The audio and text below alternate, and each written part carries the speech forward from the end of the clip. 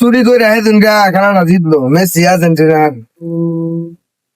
বুঝলাম না 12-13 মিনিটে চুরি করিয়া এত এত ক্যামেরার ভিত্তে কেমনে জিতে গেল গা? আমার মাথা এটা দরকার আছে না, বুঝছো?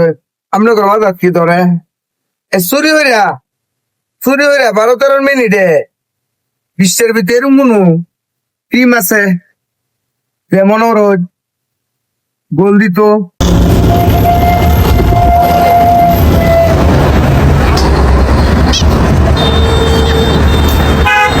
সবার কাছে বেশি সেরা।